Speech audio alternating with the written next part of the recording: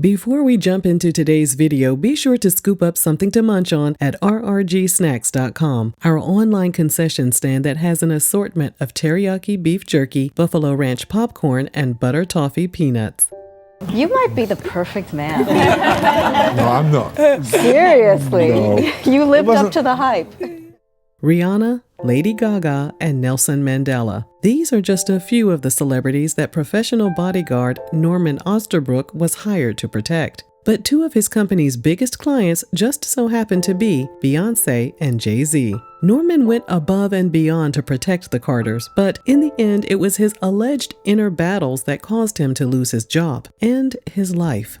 Norman began his career in South Africa and later formed his international security firm called RAD, which was based in the Netherlands. He moved his operations to New York, and it quickly became known as one of the best personal security companies in the world. Norman's client list included corporate professionals and superstars. Standing at 6 feet 7 inches tall and affectionately known as the Dutch Giant, many celebrities considered him a friend. He was known for being professional and discreet, and he never hesitated to step up and act as a human shield to protect his clients. Sometime around 2008 or 2009, we're not sure of the exact date, Norman added another member to his team, a man named Julius de Boer. Julius grew up in the Netherlands, and he and Norman reportedly went way back. With his staggering height and ability to speak 5 languages, Julius was a great addition to the team. While Norman was Jay-Z's bodyguard, the operatives working for him were allocated to other celebrities, and therefore Julius was assigned to protect Beyonce. Norman was at the height of his career in 2008. His friend, a licensed security driver named Steve Summerfield, wrote in an online essay that Norman was highly intelligent, charming, pleasant, and very organized. He was extremely calm under pressure and could scope out potential threats with ease. One incident that really made people aware that he meant business and would beat the brakes off of anyone that stepped to Jay-Z occurred during the rapper's 2010 concert in DC. A fan walked on stage during the performance. No, not that fan. Another fan walked on stage. Norman sprung into action by swiftly walking up to the concert goer and throwing him off the side of the stage, which stood 10 feet above the ground. Rumor has it that the fan broke both of their legs upon impact. Bet they won't try that mess again. Norman was very meticulous with the way he ran his business. He would visit venues in advance to plan the appropriate routes for a quick entrance and exit, and he taught all of his drivers how to maneuver through traffic to avoid the paparazzi. After long 17-hour days, Norman was still on high alert to get his client back safely to their home or hotel. His friend wrote in an online essay that Norman would observe the street situation and make sure all of the awaiting vehicles were lined up and ready to go. If a vehicle's front wheels were turned towards the curb rather than away from it, that was a big no-no. Drivers would be reprimanded and told to turn the wheels away from the curb, so as soon as the celebrity hopped in the vehicle, the car could make a swift departure. In other words, if you're a high-profile person, you wanted someone like Norman by your side. Well, that was the consensus at first. Away from the worldwide travel, private jets, and celebrity friends he acquired, Norman was reportedly struggling behind the scenes. The Miami Herald reported he developed a substance habit and was in and out of rehab. He married April McDaniel. However, they were reportedly experiencing marital issues. We married pretty quick, like after 8-9 months, and we were both kind of ready. I mean, like, we want to do the next step. Norman's hard partying was starting to get out of control, which led to a huge lapse in judgment.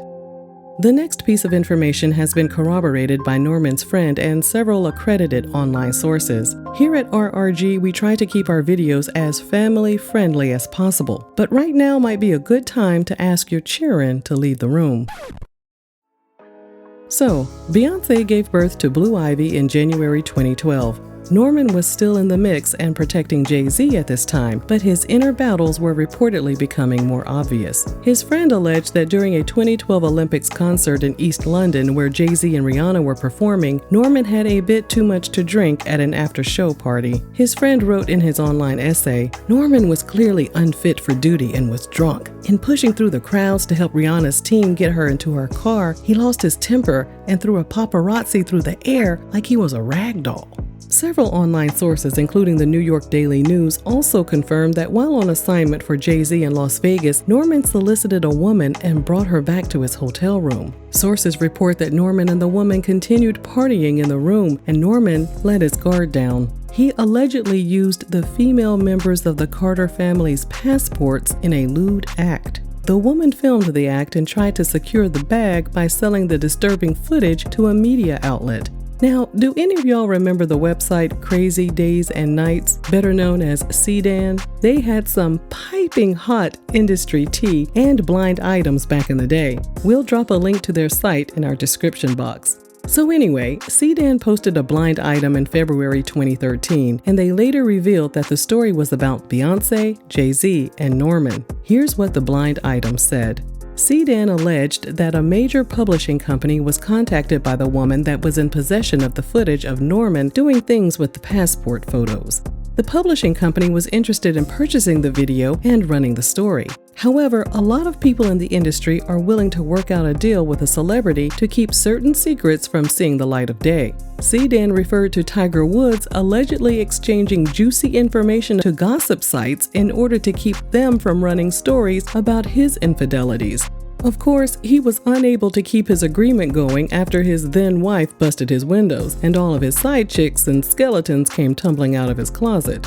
But anyway, the publishing company decided to reach out to the Carters to come up with some kind of deal that would be mutually beneficial. In the end, they allegedly decided that if Beyonce would pose for one of their magazines, they would purchase the video from the woman and hand it over to the Carters so they could destroy the footage. CDAN added, "So in the next couple of months when you see a magazine cover and go WTF, now you know why." CDAN also alleged that Beyonce and Jay-Z paid the woman who filmed the video a great deal of money to kick rocks and go away forever. 1 month later, Beyonce popped up on the cover of Shape magazine, a magazine she would have never agreed to pose for before, and she hasn't posed for them since then. A source told the New York Daily News that the Carters were devastated to hear what Norman had done. The insider said, "They trusted Norman with their lives, and then he went and did some pretty freaky things, and on video with a hooker. They were outraged." The Carters reportedly didn't feel safe allowing Norman around Blue Ivy, so they fired him expeditiously while keeping Julius as Beyonce's bodyguard. An insider said, "From what I understand, Norman was devastated because a lot of people in the industry knew that he couldn't be trusted and not to hire him." Norman and his family continued to split their time between their homes in New York and South Florida. But with his career in shambles, the New York Daily News reported he slipped into a depression. In September 2013, not too long after losing his job, he headed out for a night in Miami to drown his sorrows. His friend wrote in his online essay that on that night, Norman partied harder than ever. After his night out on the town, he headed home and staggered into the wrong house in Pinecrest, Florida. The homeowner, Christiane Jung, screamed for her husband, Marcus, who confronted Norman, who was reportedly nude at the time. The homeowners said they recognized Norman as one of their neighbors, but they couldn't understand why he was in their home. According to the police, a fight ensued between the two men. The couple reported that they saw Norman swallow an unknown substance during the altercation. According to the Miami Herald, when police arrived, Norman reportedly became combative, refused to be subdued, and was violently resisting arrest. He was struck with a taser, with some reports saying he was tased in the chest numerous times due to his size. He was transported to a local hospital where he was pronounced deceased at the age of 43. Toxicology results were not made public, but police sources stated Norman's elevated body temperature was consistent with someone under the influence of cocaine, and a white powdery substance was allegedly found on his body. According to NBC Miami, the incident was the second time in a month that a man had passed away after being stunned with the police taser in Miami-Dade County. However, local police officials insisted the devices were safe to use. Norman went from being a well-trusted professional to an outcast in the entertainment industry, and his demise was plastered on several magazines and gossip blogs. Opinions about his fall from grace differ depending on who you talk to, but it's clear that his absence from this world still affects his loved ones. In his online essay, his friend wrote, "I am proud to have met Norman, worked with him, laughed with him, and been blessed by his professional training and kindness."